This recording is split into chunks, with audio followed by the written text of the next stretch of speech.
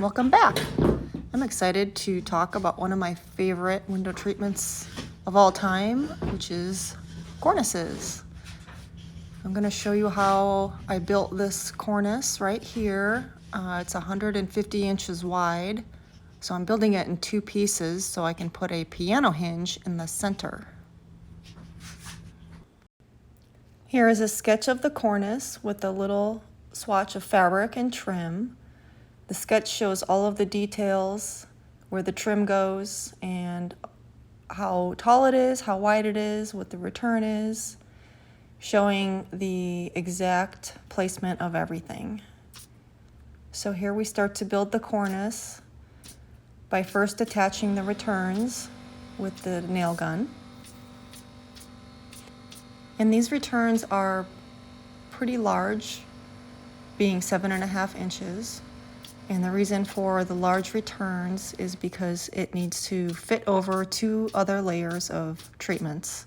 First, a roller shade with a very large header, and then the side panels with returns big enough to cover the roller shade. And now we're going to add the dust cap. The dust cap, the returns, and the face of the cornice are all built out of 1/2 inch plywood and connected with the nail gun. I'm feeling all of the parts to make sure that the edges all line up nice and even, side to side and all the way across the top.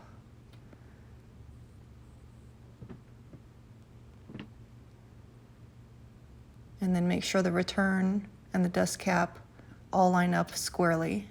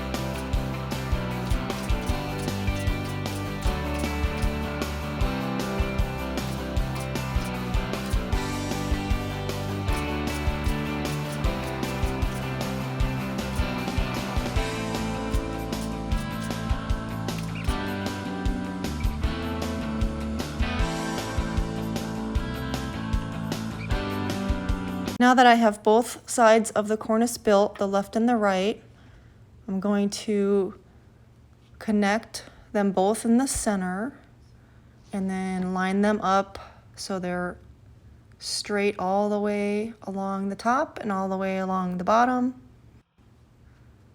And then I'll go to each end and make the necessary adjustments until I'm happy with how even everything is. Then I'll get the piano hinge ready with all the screws. I have an 18-inch piano hinge and then another smaller one to fill in that extra gap. And then I'm checking the straight edges with a 60-inch ruler to further ensure that everything is lined up plumb. Check the bottom, check the top, check it again. And then when you feel that it's perfectly straight, go ahead and start screwing the piano hinge into place. And the piano hinge goes on the face of the cornice, not on the back.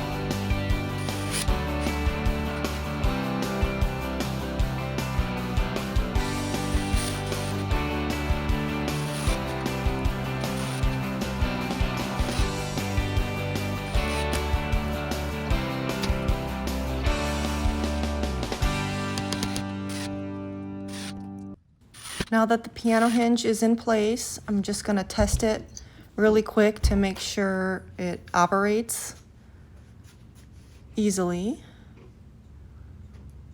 There's the right side, and then I'll check the left side, and then I can start upholstering the first layer with inner lining and batting. And typically, no matter what size the cornice is, this is my order of operations, which is laying out the inner lining first and getting it nice and smooth on the table, and then unrolling your 3/4 inch dacron, and then get it pulled kind of tight, side to side, just so there's not a lot of extra in any one section. And then make sure you have enough on each side so that you have enough batting and inner lining to wrap around each return, because that's where we're going to start stapling first.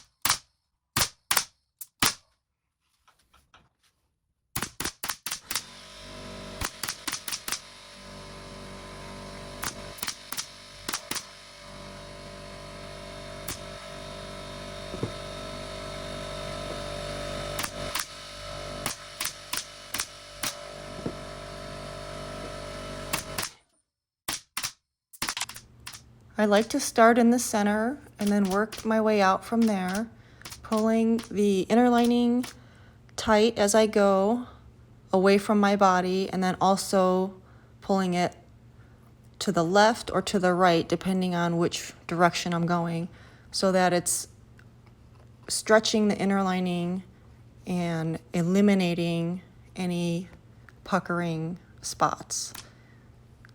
The inner lining is so stretchy that it will work with you depending on how you pull and tug at it. And that's why I like to use inner lining rather than any kind of other pre-upholstery fabric. It really handles well and has a lot of stretch to it, but remains nice and strong as you're upholstering with it and stapling through it. So same thing on this side. Pulling tight with the left hand, stapling with the right hand. And that's why I have a few extra inches there, so I have enough to grab a hold of. And then also pulling side to side as well as around the return. And then once it's all stapled into place, you want to cut off the extra inner lining and batting right up next to the staples as close as possible, so there's no bulk underneath the main fabric that goes next. Look how smooth. That's the goal. Nice and smooth. And so now we're going to go back to the top where the dust cap is. And I'm working at the seam where the two cornices meet in the center, where the piano hinge is, because I want to clip that fabric and cut it all the way up to the face, and then staple to the left and to the right of that seam.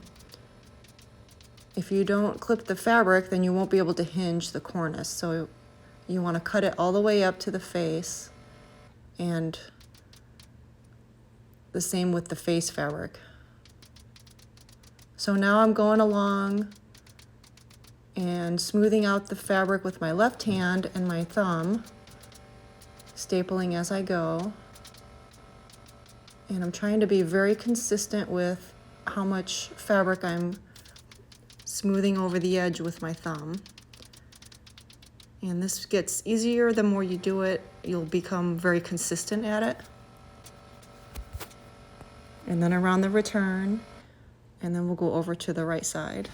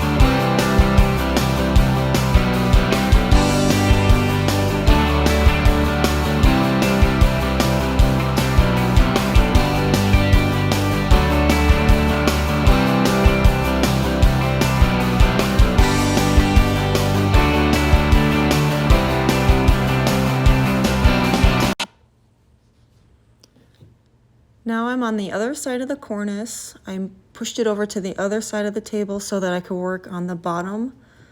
And I'm going to clip that fabric and the batting all the way up to the face where the piano hinge is, just like I did on the other side. And then start stapling on either side of the piano hinge seam.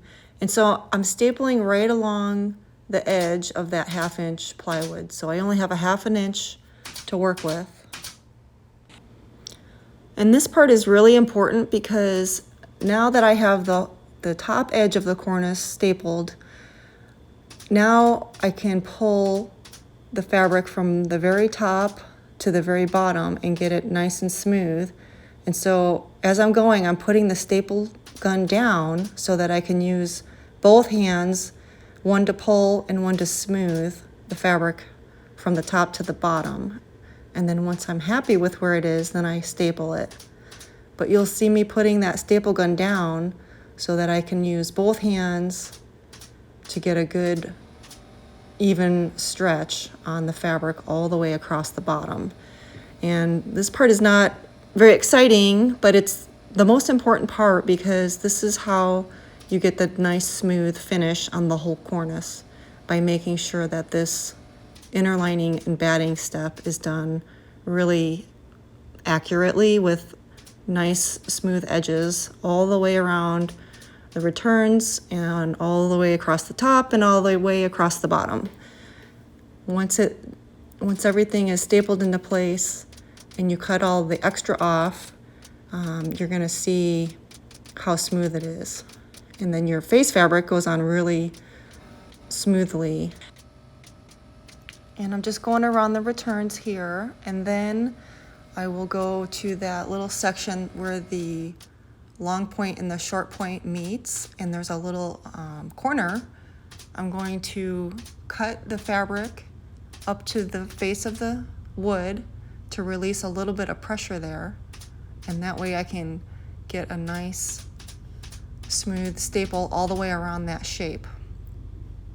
And so here, take the scissors and cut all the way up to the face. And whenever there's a shape, sometimes more shape than others, you'll cut as many sections as you need to release that pressure.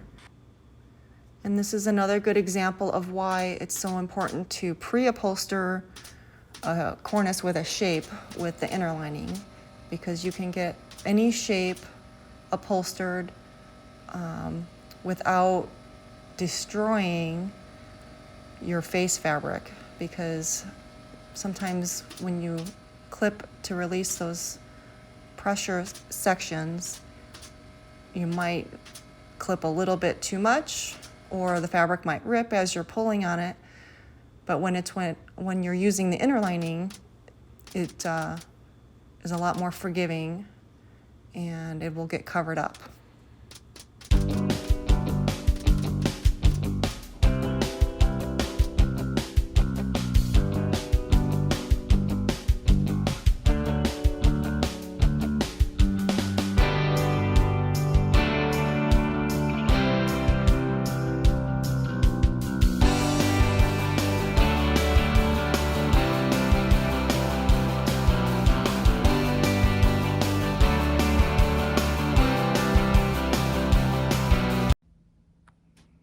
So I have this cornice here covered with batting and inner lining.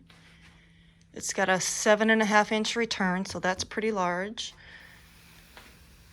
And it has a hinge because it's 150 inches wide. So that means we can fold it in half for transportation purposes.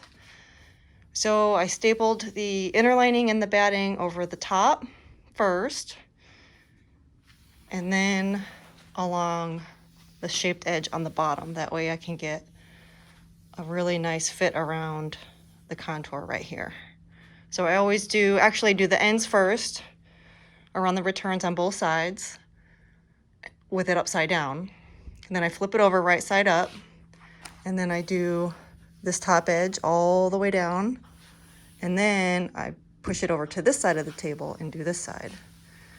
And You can tell I have a really smooth edge all the way down, meaning no puckering. That's the goal, because the next layer of fabric, which is the pretty fabric, is going to show any of those puckers. Some not so much as others, but the better or the smoother it is to start with, the smoother the final result will be. And I do have a seam here with the inner lining, but that won't even show. The piano hinge is right here. I can feel it, but you can tell that it's very invisible. It doesn't leave a bump or anything. And then this is where the two pieces of plywood meet. So I cut the fabric all the way up to the very top right here, which releases the pressure so that when we try to close this for transportation, this fabric won't rip and it will allow us to close it. So there's the seam right there, and the piano hinge is on this side. And here's the right side. Smooth all the way around. And now I get to put on the pretty fabric and get it all symmetrical and even and everything.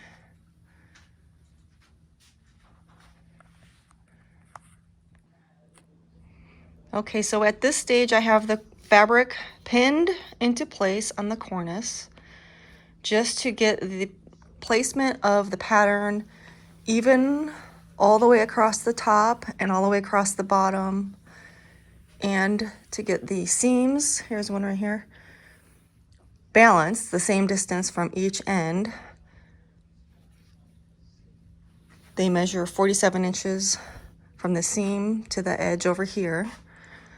So I spent a good amount of time to get the fabric situated so it's perfectly balanced and centered and looks amazing, and there's no puckers and it's all stretched out.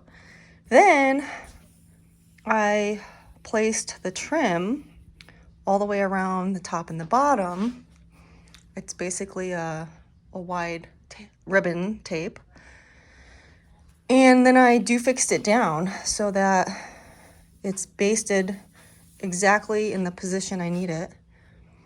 And believe it or not, I'm going to take this fabric off of the cornice. I'm going to remove all the pins and then take it to the machine. See, it's still loose.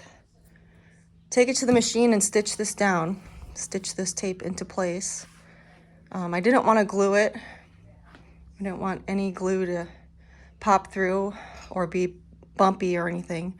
This is really a thin tape. So I chose this two-step method to get it into place exactly where I wanted it. And now I'm going to sew it, and then I can bring it back here and I know I'll be able to get it positioned again exactly how it looks now. So that's my next step. Here we go. Gotta take all these pins out. Oh, and by the way, the tape was flexible enough to make these turns without any pleating, so I was really happy about that.